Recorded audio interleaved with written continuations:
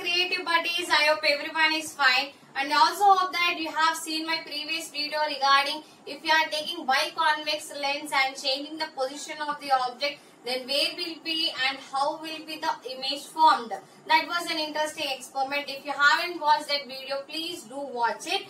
Okay, so in today's video we are going to learn derivation of lens formula. Okay, so why is this lens formula? So why should we learn this lens formula means, now in my previous video we said that there will be different types of lenses and each type of lenses will be having different focus. Okay, then where the object will be placed and where the image will be forming, each and every time you can't do the experiment, you can't do it practically and know it.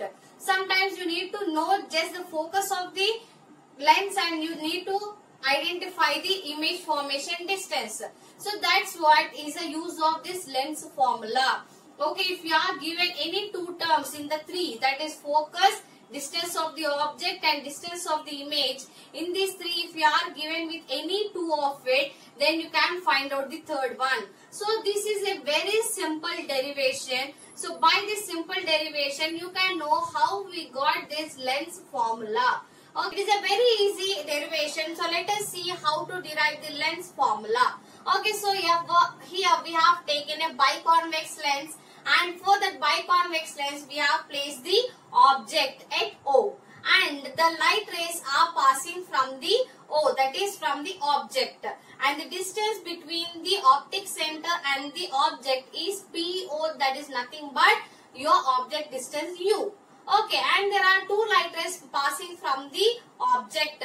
One of it is the parallel ray which is getting refracted through the focus, and another is moving through the optic center. Okay, so here these are the two light rays and they are meeting at one point, that is I dash, and the image is forming at I, and there is PI, that is the distance of the image which is called as V.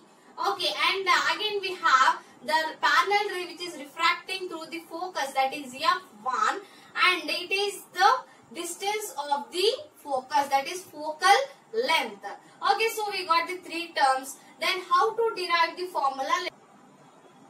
So in this system we need to define one more thing, that is P dash. P dash is where the parallel ray is touching to the convex lens, that is biconvex lens. So that point we say it as P dash. And in the whole system we can take that two triangles are similar. So what are the two triangles? Triangle P dash F1 and triangle F1 I dash. So these two triangles are similar. So you might be knowing that what are the properties of the similar triangles, that all the sides of the two triangles will be similar. Okay, so based on that we can take that P dash by I dash is equal to F1 by F1I. Okay, so we have taken the ratios of their bases and heights. Okay, so this is the of their similarity, and on further deriving we can get that F1I is nothing but PI minus PF1.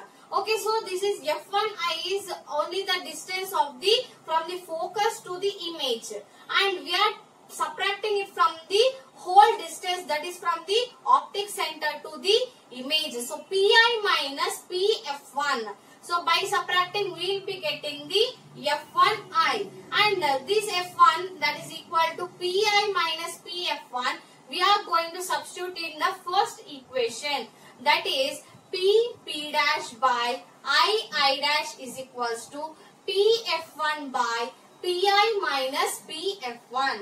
So this is your second equation.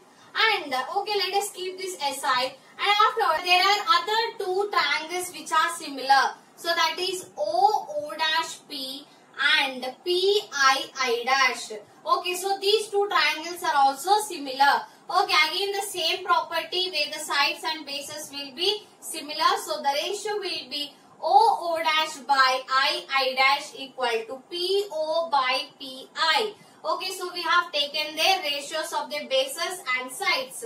Okay, but this is your third equation, and from the first equation we can know that P dash by I dash, Okay, so here these two sides are similar. So we can also take O dash by I dash as P dash by I dash. Then your equation will be changing as P dash by I dash equal to PO by PI. Okay, so this is what we got, the fourth equation. Okay, and from the second equation we can know that PO by PI is nothing but PF1 by PI minus PF1. Okay, just if we reciprocate, then what do we get?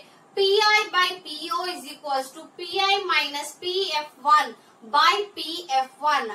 Okay, so this is by doing it reciprocal.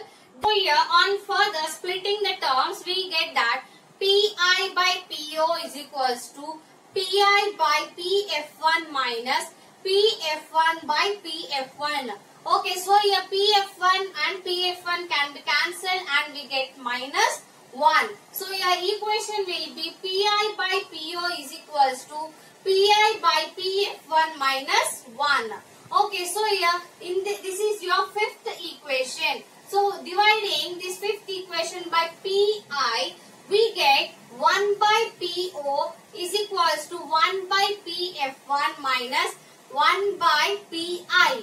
Okay, so here what is PO then? PO is nothing but distance of the object, that is U. And what is PI? So PI is nothing but distance of the image, that is V. And PF1 is nothing but focal length, that is F. Okay, so here instead of this, let us introduce the terms. Then what do we get? 1 by minus U plus 1 by V is equals to 1 by F. So here why are we taking minus U? Because it is behind the lens. That's why we are taking it as minus U. Okay, and if we are interchanging the terms U and V, then what do we get? 1 by V minus 1 by U is equals to 1 by F. Okay, so this is what your lens formula is. Okay, 1 by F is equals to 1 by V minus 1 by U is your lens formula. So isn't it easy? It is very easy. Okay, so I hope you have understood this video. If you have any doubts regarding this topic, please do comment in my comment section. And till then, keep observing and keep learning. Thank you.